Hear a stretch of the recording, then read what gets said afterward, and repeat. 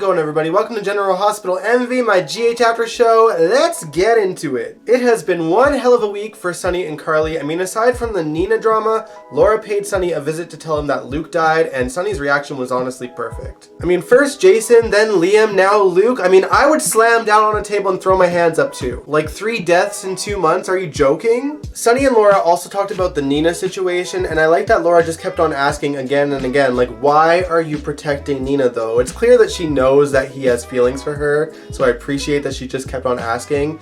And also, she brings up the fact that he needs to start seeing things from Carly's perspective. And I agree with Laura, but on the flip side, I also think that Carly and Michael need to see things from Sonny's side as well, because those two are frankly getting on my nerves more than Sonny. One thing to note after Laura left Sonny's house is that Sonny gets a text message from his pharmacy saying that his meds that he takes for his bipolar disorder has expired and he needs to get a refill, and Sonny deadass ignores the message. I'm like, oh no, here we go again. Meanwhile, Carly paid a visit to Nina and it went horribly. Carly, as you know, is a glutton for punishment, so she was asking Nina for details on their relationship in Nixon Falls, and she just kept on hounding and hounding and hounding Nina until Nina finally gave her those details. Nina told Carly that Sonny wanted to have sex with her and that she turned her down, and if she didn't, they would have slept together. And that hurt Carly so much so that she slapped Nina. It was kind of a mediocre slap, and Frank Valentini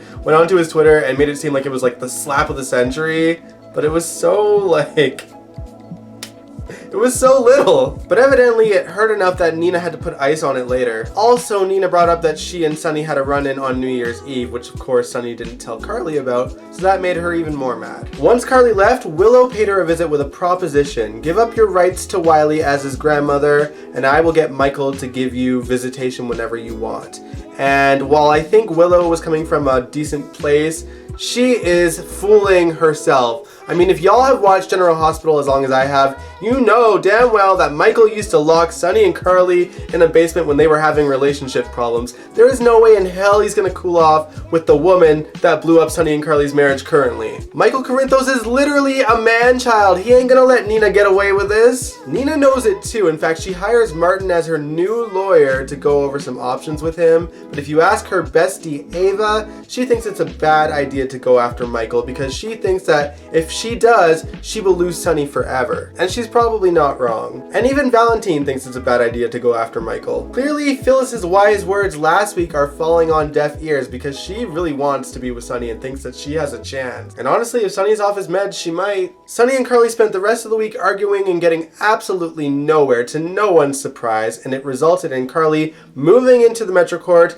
and Michael arguing with Sonny. Because he doesn't want to see his mom hurt, rightfully so, it makes sense, but Sonny thinks that they can't work out their marital problems unless they're under the same roof, and Michael thinks it's better to give Carly some space. Dante actually steps into Michael and Sonny's argument and breaks it up a little bit, but it's clear that Sonny is getting more and more unhinged. I really got to give Maurice props because if we didn't know as an audience that his meds had run out, he is playing it so subtly well that you can tell that Sonny is slowly descending and that there's something off about him.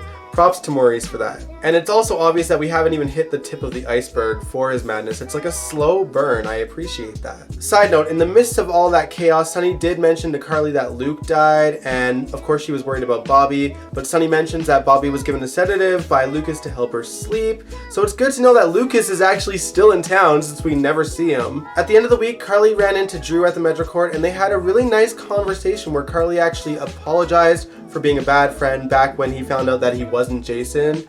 And I'm glad that they're having this conversation because Carly and Sonny were like, Drew who? When the real Jason came back. So it's nice that she did apologize. Drew did say that he was long since over it, but I would be kind of bitter. But he did say that he also pushed Sonny and Carly away at the time, but can you blame him? They dumped him like yesterday's news. Carly also realized that she doesn't know the real Drew at all and is excited to actually get to know him this time round. Y'all sensing what I'm sensing? Oh no. Oh god. Drew and Carly, here we go. Alright, since we talked about Luke, let's touch base on his widow, Tracy. She is in the slammer, and Ned hires Martin to try to get him to cut a deal for her, and she refuses to take it because she needs to be home now, not cut a plea deal. She wants wants to get Luke's affairs in order, and she wants to confront Brooklyn about Bailey, of course. Now, luckily for Tracy, Alexis started having second thoughts on kicking Tracy while she was down, and for Luke's sake, she refused to cooperate with the PCPD. Therefore, they let Tracy out of jail because there was no case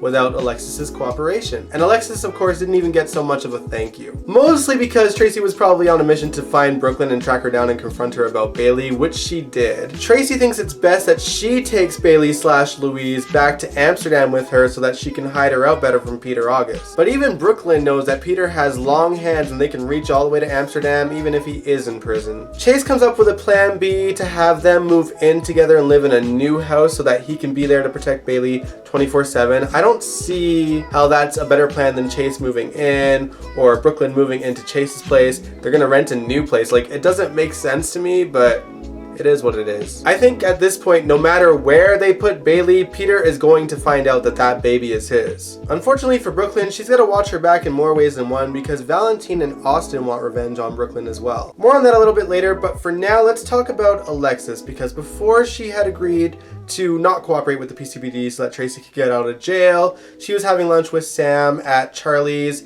and Harmony walks in and Sam puts Harmony on notice. Sam doesn't trust Harmony as far as she can throw her, and I honestly don't blame her for that. I do think that Harmony is sincere in regretting what she had done with Shiloh, and obviously for Sam, it's hard for her to forgive her for what she did to Christina and all those other girls as well. Harmony simply asks that Sam gives her a chance to prove herself, and Sam says, yeah, fine, but I'm watching you. I really am rooting for Harmony in this situation. Like, yeah, she clearly does regret what she did, and she was just manipulated by Shiloh just like the rest of the girls. So she's just trying to move on with her life and pick up the pieces, get some new friends, make it up to her daughter, etc. I don't expect Sam to forgive her, and neither does Harmony. So, you know, just accept that Harmony is no longer the person that she was under Shiloh, just like Christina isn't. Alright, let's talk about Spencer. Now, as his ever so dramatic 30-day stint in jail gets closer, everyone in Spencer's life is trying to get Spencer's ducks in a row for him. As Spencer and Esme were about to boink on his grandmother's couch, which, ew, thank God Victor showed up to give Spencer a stern talking to about the importance of family togetherness and loyalty. Laura comes home and is very shocked to see Victor in her house, and the two of them get into a heated argument that Spencer and Esme were very amused watching. Later in the week, Laura calls Nicholas over to have him and Spencer hash out their problems, and initially it was going well until Esme showed up and stood in front of the family and said that she wouldn't let them bully him. Kevin couldn't get Esme out of the house fast enough, but it didn't matter because after that, Spencer was saying that Esme is the only one looking out for Spencer at this point. Kevin takes Esme out for coffee and starts asking her about her family life, and Esme's like, don't shrink me, I know a thing or two about psychology. Esme thinks it's pretty laughable for Kevin to say that family is generally a safe space to be at when his own brother is Ryan Chamberlain, and she does have a point a little bit, but she can't compare Laura and Nicholas to Ryan Chamberlain, and he points that out to her. Kevin does actually raise the question to Esme on how often she sees Ryan Chamberlain while on her internship at Spring Ridge, and while she says barely any, he clearly doesn't believe her because the second she walks out, he is calling Spring Ridge and saying to restrict access for Ryan Chamberlain. That guy knows a psychopath when he sees one. I mean, when you really think about it though, every single person that has interacted with Esme seems unsettled, right? Even Ryan Chamberlain himself. Esme's personality is so inconsistent that every single person is picking up on it. They know when she's putting on an act. And yet no one is warning Spencer away from her yet. Like, every single one of you have been around psychopaths long enough to know that they need to cut this off at the knees before things escalate, and things are definitely going to escalate with Esme. One thing that I forgot to mention last week is that Esme went to GH to pick up some kind of prescription. The nurse warned her that it's powerful stuff, and she was like, don't worry, I know how to use it. So clearly she's planning on drugging somebody. I'm guessing at the cabin when all the teenagers go. Again, Trina, you in danger, girl, be careful. Anyway, back to Laura for a second. While she is still trying to get Nicholas and Spencer to settle their differences, Spencer giggles and says that she is more like Victor than she thinks, and Laura basically says to bite your tongue and to watch your back because he is not someone to take at face value, which we know this because the writing that is so messy for Victor says so. Now with that in mind, let's talk about Peter August. Felicia finally had some one-on-one time with Peter August, and while she got to get a couple of digs in about how he didn't have a soul Peter absolutely crushed her with throwing her history in her face, essentially. He brought up the fact that Felicia dumped her girls on Mac to go on an adventure and be with Frisco, and that she wasn't even in town when Georgie got murdered. He was just trying to poke holes at her weaknesses in an attempt to get her to believe that he knows where Louise is. And see, this is the problem with this storyline, is that no one involved is communicating with each other, because if they were, then someone could tell Felicia that it is clear that Peter has no idea where Louise is. I mean, there are multiple characters in this story that have brought up to Peter that Louise is out there and could be dead because of him, and he flips out every single time. And if anyone could bring that up to Felicia, then she wouldn't have felt as vulnerable. But the fact that no one is really communicating in this story is probably what's going to lead the bad guys straight to Louise. For instance, Victor had a conversation with Austin this week, and he knows that Austin is the one that helped Valentine find out that Brooklyn's baby wasn't his. Austin unfortunately also mentioned to Victor that Maxie and Brooklyn's friendship is pretty new, because ever since Louise went missing, Brooklyn's been nice to have her spend time with Bailey. Victor also ran into Maxie and Anna at the Metro Court, and of course things got a little hostile, and Maxie stood up to him and said, "You need to let Peter know that I will not allow him to find my baby." Victor is going to put two and two together, and then he's going to go straight to Peter, because Peter has something that he wants, and I'm guessing it's control of Drew Kane. He would gladly throw Maxie and her baby under the bus for the information that he needs. And to top all that off, we were made aware this week that Peter is well enough to be transferred to Pentonville, and y'all know that any of these transfer vans never get to their destination. Peter is clearly going to escape. That is why this story is so incredibly frustrating, because we know that it's going to go in favor of Peter August again for the billionth time.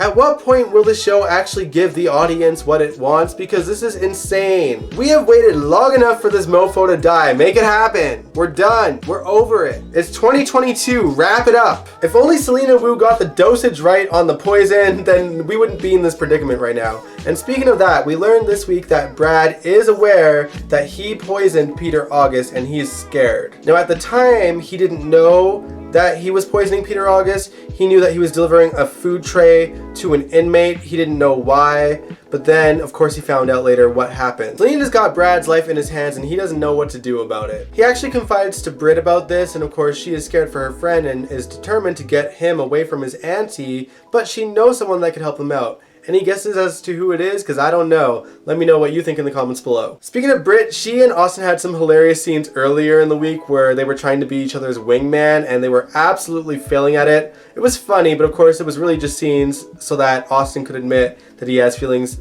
for Maxie. And let's face it, the only good wingman for Britt is Brad. Love their friendship. Alright, let's switch things up and talk about Marshall and Curtis for a bit.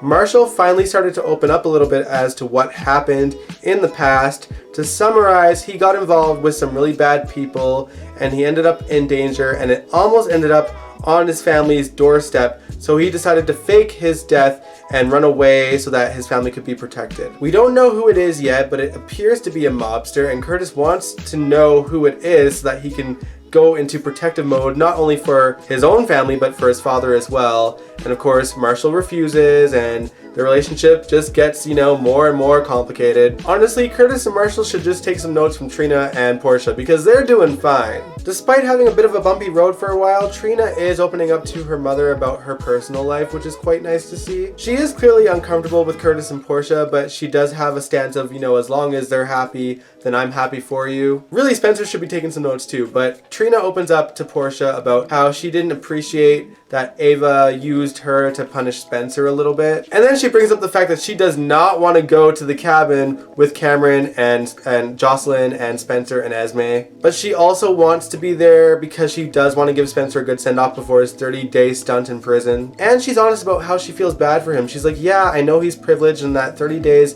isn't a lot, but for Spencer it is, because he grew up as privileged as he was. So this is very hard for Spencer. Lastly, let's talk about Finn and Elizabeth. Now, if you guys are watching this show last week, you guys know that I was a little bit confused on the scene where Elizabeth finds Franco's wedding ring in her locker. She seemed scared, but I wasn't sure on whether to read it as Elizabeth not really being sure she wants to move on from Franco yet, or if someone put it in there. This week we got confirmation that someone did in fact put it in there. Elizabeth is terrified, but of course she's trying to be rational about it. She does think that it's one of her kids that put it in there, but I think I said last week too that I think that might be the case, that maybe it's Jake that's doing it since we haven't seen him for a while. But honestly, I'm kind of hoping that I'm wrong. I'd rather them go a surprising route and maybe make it Hayden or Jeff, since we want to see them again. And it would be a little less boring too. Who do you guys think put that ring in Elizabeth's locker? Let me know in the comments below. Anyway, that wraps things up here. There was a lot to talk about, but I feel like also it wasn't really that exciting of a week. At least some of the stories moved a little bit, like in terms of Marshall and Curtis, but not really that much. We did get a few funny little moments though. For instance, I like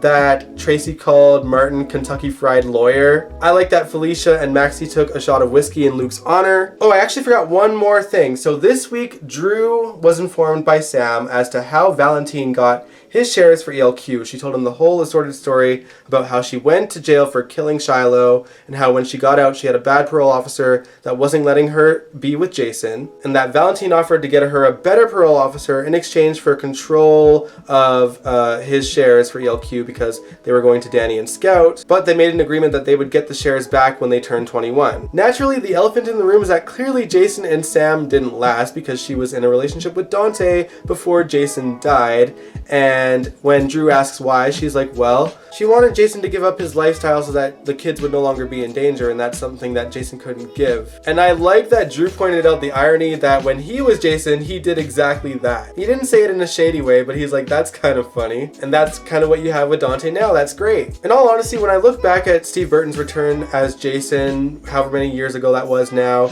they've really shit the bed with his return, because realistically, the story that Drew's Jason got is what Steve Burton's Jason probably should have had when he returned. Because being held captive for 5 years, you'd think that he would realize, hey, the danger that I put myself through kept me away from my family, my wife, and my kid. Maybe I should move on from that. And he didn't. He ended up just being the same old Jason. And what happened at the end? He no longer had a wife. He was a distant father to his kids, and he was always Sonny and Carly's lapdog. And then you know what happened? He got killed, or at least recaptured by the same damn guy that held him captive the last time. Ain't that some shit? What an unfortunate end for the character. Anyway, I'm gonna end this video here. I hope you guys enjoyed it. Stay tuned this Wednesday for another live stream where we're going to look at some classic scenes from GH and just chit chat about GH as well. But if you liked this video here, give it a big old thumbs up, subscribe if you want to, hit the notification bell if you want to see my videos right when they come out, and I will catch you guys next time. Peace out.